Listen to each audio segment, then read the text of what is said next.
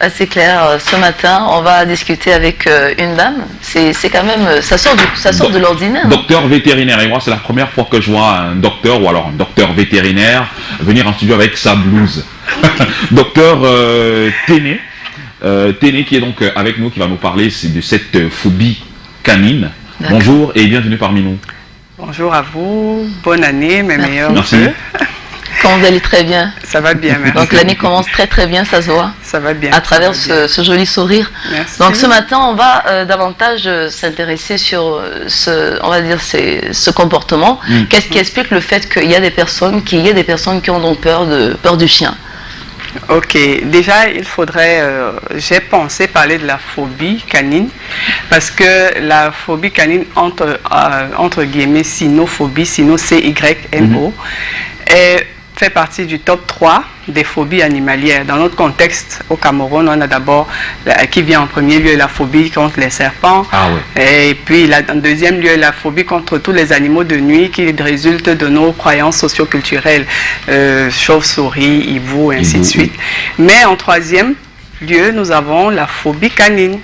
Et la phobie, de manière générale, c'est une peur démesurée dans une situation où il n'y a pas de réel danger.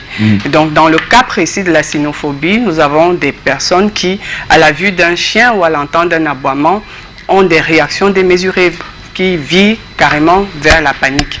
Bon, ce qui peut expliquer, très souvent, nous avons parfois, ça résulte peut-être d'un traumatisme dans l'enfance. Peut-être la personne, pendant son enfance, a été attaquée par un chien ou a vu un adulte être attaqué par un chien et le traumatisme est resté et il a grandi avec. Ou alors, c'est souvent un adulte qui, à force de voir, à force d'avoir des informations ou de voir des personnes qui développent cette phobie. Donc, c'est des phénomènes qui arrivent comme ça.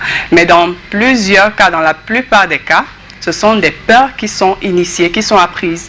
Par exemple, si vous avez un parent qui a très peur des chiens, il va communiquer cette peur à ses enfants. C'est-à-dire, s'ils sont dans la rue, par exemple, il y a un chien qui passe, vous allez voir, au lieu que ce soit l'enfant qui voilà, ce sera la maman qui va exacerber la situation. Non, vas-y, fais attention, ainsi de suite.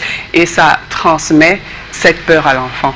Donc, ça peut être handicapant dans la mesure où, par exemple, il y a des personnes qui ont des chiens, mais qui ne reçoivent jamais des visites. Le seul motif, c'est parce qu'il a le chien.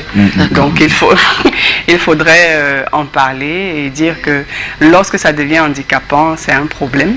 Et je ne sais pas si beaucoup se rendent à l'évidence lorsque vous avez peur du chien et qu'ils se rendent compte que vous avez peur de lui. Donc du coup, il peut y aller même de vous mordre carrément. Oui. Il y a des situations qui favorisent justement une attaque. Très souvent, déjà, il faudrait qu'on soit éduqué sur l'approche d'un chien. Après les professionnels de la santé animale, les éleveurs de chiens, les éducateurs canins, les quatrièmes personnes les plus attaquées dans les morsures de chiens, les plus concernées par les morsures de chiens sont les enfants. Déjà, il faudrait éduquer les enfants, savoir que on ne va pas vers un chien qu'on ne connaît pas. Et il faut aussi donner le juste milieu. Le chien, ce n'est pas le diable. Mais le chien n'est pas non plus un ours en peluche, donc il faut faire attention. Et très souvent, c'est des enfants qui ont eu un comportement inapproprié, donc ils ont vu un chien, ils sont allés vers le chien, et le chien s'est senti, il s'est juste défendu.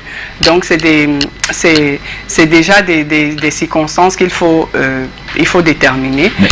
Et aussi, un chien qui est en train de vous attaquer, un chien qui se sent menacé et qui est sur le point d'attaquer, a des signaux. Il y a tout un ensemble de signaux qu'il déploie. Justement, c'est de là que je voulais en venir. Est-ce que le chien sait que vous pouvez développer une phobie? Est-ce qu'il sait que vous avez peur de lui?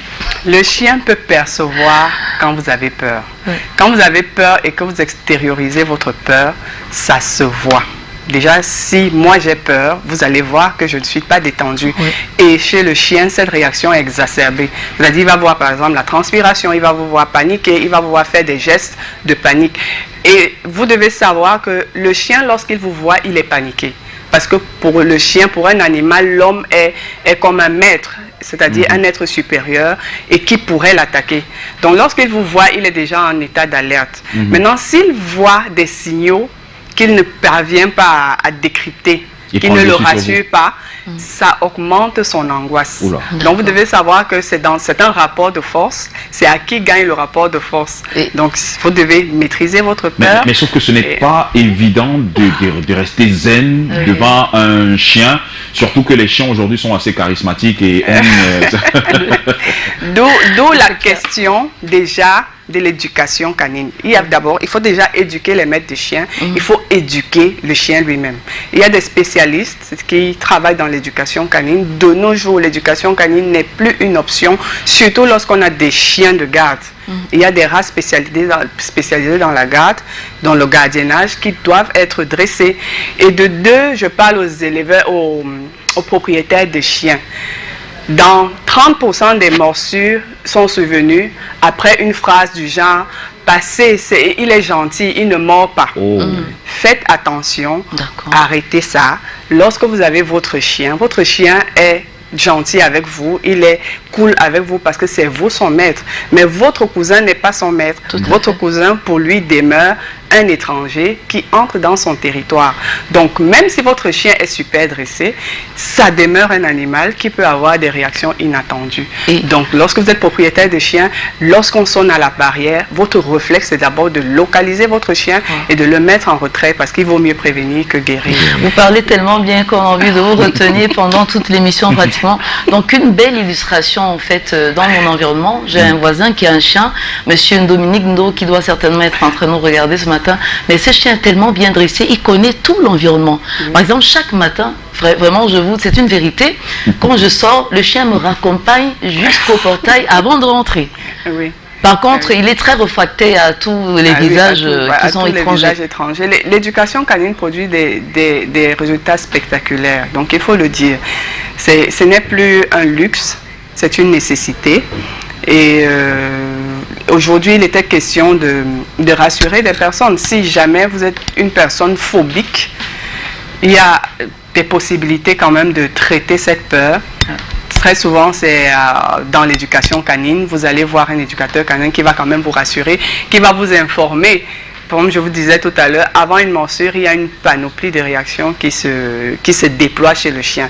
Donc, il y a un chien cool et il y a un chien menaçant et vous devez pouvoir percevoir les deux. Tout à l'heure, la réalisation a renvoyé une image d'un chien, par exemple, qui montrait les dents. Quand vous avez un chien qui montre les dents, ce n'est jamais, c'est toujours une menace. Donc, par exemple, un enfant, lorsqu'il va voir un chien qui montre les dents, il va assimiler ça à un sourire. Un sourire, oui. Pourtant, c'est une menace. Quand le chien grogne, c'est amusant pour un enfant. Donc, lorsque vous êtes avec des enfants, il faut, parce que l'enfant ne va toujours pas percevoir le niveau de danger lorsqu'il est dans l'environnement. Donc, c'est à nous qui accompagnons les enfants d'être regardants et aussi de ne pas exacerber cette peur chez l'enfant parce que le chien a son utilité. Donc, si on grandit avec une phobie trop grande du chien, je ne pense pas que si vous avez de la phobie du chien, vous deviez bénéficier des attentions du chien de votre voisin. Disons, on est très fiers en fait de vous avoir comme expert, surtout dans un domaine, on dit très souvent que c'est réservé à la jante masculine, ou que non. D'ailleurs, votre présence et surtout votre option en dit long. Merci encore, Dr Téné, et merci d'avoir été là. On espère que ce ne sera pas la dernière. Non, j'espère. D'accord, merci, c'est gentil. Merci en tout cas d'être passé par ici. Alors, tout de suite, nous allons passer à la mode. Exact. Oui, comment se mettre, comment... Hein. Et donc, aujourd'hui, nous parlons bien évidemment de mode Inside Even avec Zulia. Oui. Zouzou, on l'appelle affectueusement Zouzou parce qu'elle a toujours de très très belles capsules, pas seulement pour les filles mais également pour les garçons parce qu'il est plus question de genre. Donc comment être toujours chic, comment être toujours à la page. C'est clair que la mode est aussi atemporelle. Mais ce matin, elle nous parle d'un sujet particulier. Oui, elle nous parle bien évidemment de Mardi Bamoun en mode Inside Event. Je vous invite à regarder et on se retrouve tout juste derrière.